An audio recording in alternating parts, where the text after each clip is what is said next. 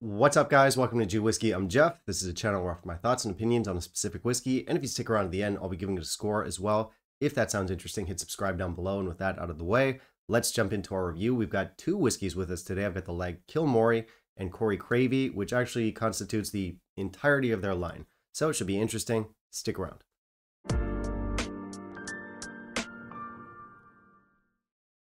All right, our second side-by-side in a week. This is very exciting. We've got a new distillery here. I've got two Lagg whiskeys. I've got the Corriecravie and I've got the Kilmory with me. And as I said in the intro, these two are basically the entire range. So what do we need to know about Lagg? Well, this is peated Arran, but not really. It's not from the Arran Distillery or the, what's it called? Lagg Distillery. So it's not like the peated Mockery Moors that we've seen from Arran in the past. Basically, Lagg is by the same owners, but it's a completely new and completely different distillery. It's still on the Isle of Arran. Arran, or Lagg is way up in the north, and obviously they focus on unpeated distillate. Lagg, well to the south, and they focus on the peated stuff.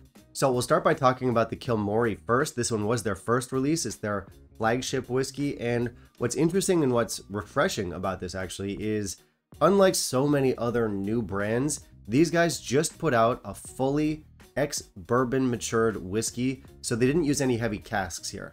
There's no STR casks here, there's no sherry casks here, and I don't dislike STR or sherry. A lot of people do. I think they're fine. But if you give a full bourbon maturation to a whiskey that has to be very, very young, that means you've got a lot of confidence in your base spirit, which is reassuring. Next up, we've got the Corriecravie, which is their second release. It's their newest release to date. This one is cask strength, or at the very least, it's very high ABV. And this one was given a bourbon maturation with a 6-month finish in Oloroso sherry casks. Both of these releases were made using Concerto barley. They were both bottled last year in 2023. So we're looking at whiskeys that, these are very young whiskeys. Like, they're 3+ years old, which, I mean, we'll see. But the good news is that if any kind of whiskey is going to work at a very young age, it is going to be heavily peated whiskey. These two are the first bottles of Lagg I've ever owned. I have tried the brand before, but just like samples of early releases, like inaugural stuff. And it was good at the time, but it's definitely a brand I wanted to explore more, so I picked these two up. And I'm just curious where these fit, or where Lagg fits in the pantheon of new brands. Like, in the race to be one of Scotland's best and most exciting new distilleries, is Lagg going to be a front runner? Is it going to be up there with brands like Ardnamurchan and Torabhaig? Or is it going to...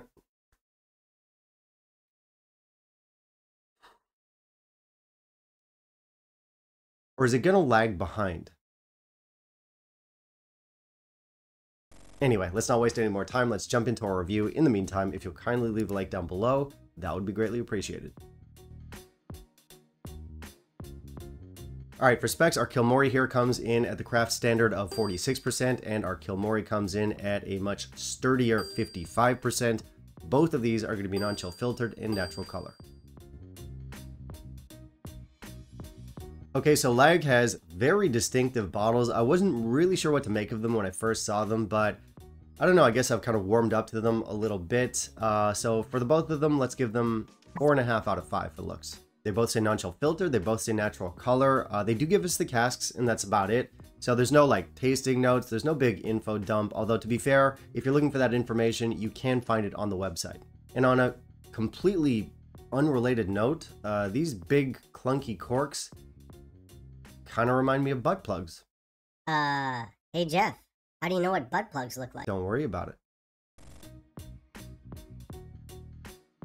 On the nose of the Kilmory, we get sweet peat, brine, vanilla, lemons. There's some honey in here. There's machine oil. There's also cedarwood, some pine needles. There's some ginger in here. And we do get some of that sort of papery, very youthful note that I often complain about. That is in here.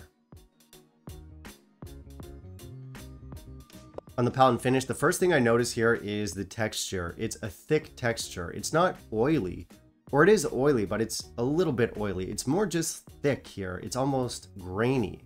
And the arrival itself is also pretty interesting because the flavors roll out very gradually.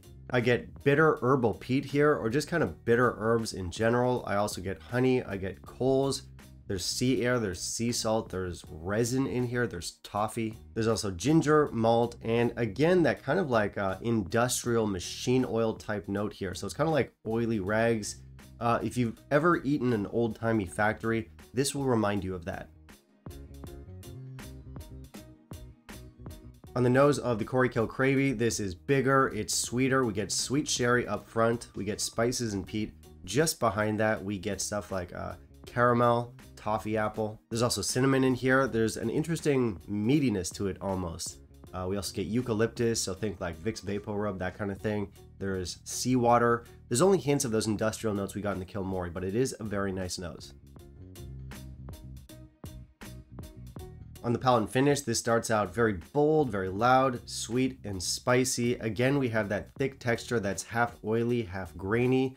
We start things out with some sherry, some dried red fruits, sweet berries, dark chocolate, red wine tannins, leather polish, earth, and then we move into stuff like chili peppers, coal, and cinnamon on the mid palate. Finally, on the finish, we get more smoke. We get more of that industrial character here. There's lingering cherry coke and sweet berries. Long finish.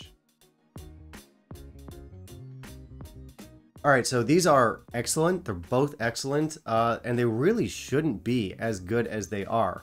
Like, it's impressive how good they made these whiskeys at such a young age. Take the Kilmory, for example. It's a 3-year-old whiskey. It's fully bourbon cask matured. There's no bells and whistles when it comes to cask play, and it even has some of that papery note, that youthful papery note that I always despise in whiskeys that I think are too young and undercooked. Despite all that, I love it. And that's just really weird. That's an anomaly because I do not like that note. I'm sensitive to that note. It's turned me off of so many whiskeys in the past. And then Lagg just kind of pulls an Uno reverse card and they're like, no, you actually fucking love that note now. But yeah, this stuff is just young and papery. It's very raw. It's unrefined. It's intense. It does taste very big for 46%. 0 cast to round it out. It's just uncivilized. And if you know me and you know the channel, you know that I'm a gentleman and a scholar. I'm an aristocratic man about town, if you will. And as someone who is both refined and sophisticated, I look for similar qualities in my whiskey. All right, fine, that might have been a bit of a stretch, but I do think of myself as a smart and classy guy. I did read a book once. I didn't understand it, and I didn't care for it, but I did read it.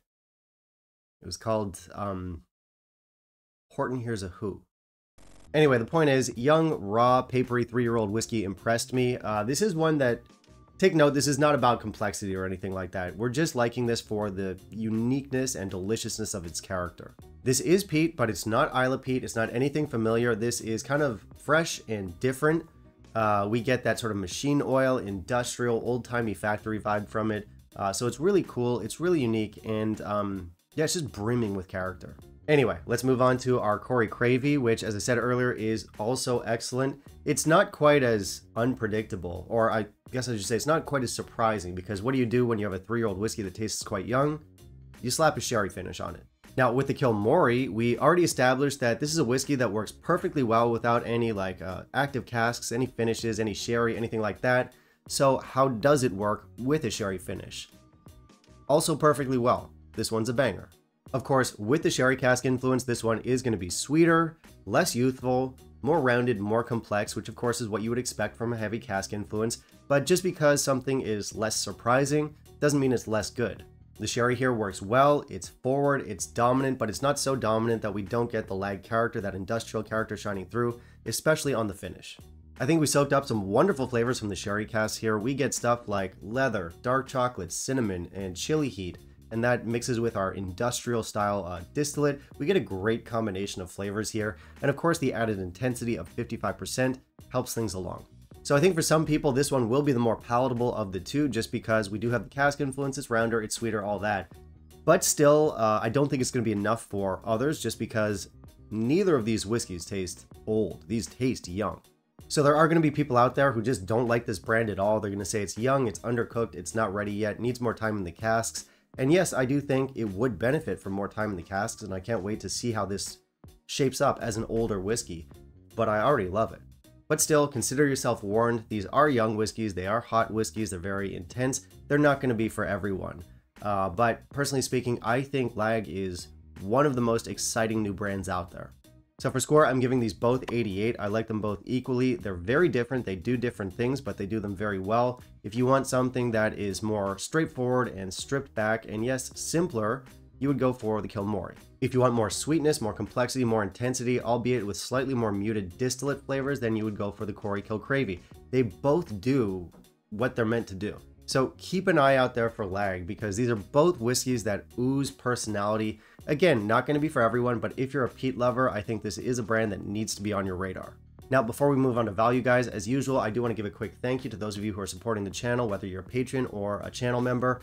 Thank you so much for the support. And if you want to help out the channel, if you want to help keep it financially sustainable and independent, there are a number of ways that you can help. I've got links to both Patreon and PayPal down below, and anything and everything helps, guys. And again, big thank you to those of you who are already supporting. Now let's talk value.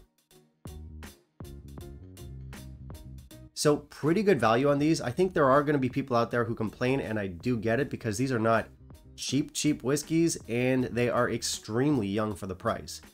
But that is kind of the modern landscape out there, especially with new distilleries. But to their credit, I do think these whiskeys are better and more interesting than a good chunk of established brands with older releases at this price point. So I do think they're good whiskeys, and I do think they're worth the money.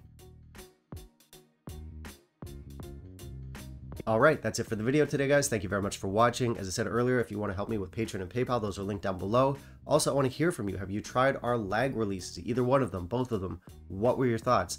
Finally, down below, you can let me know what you want to see me review down the line, and I'll keep it in mind for my upcoming videos. Bye, guys.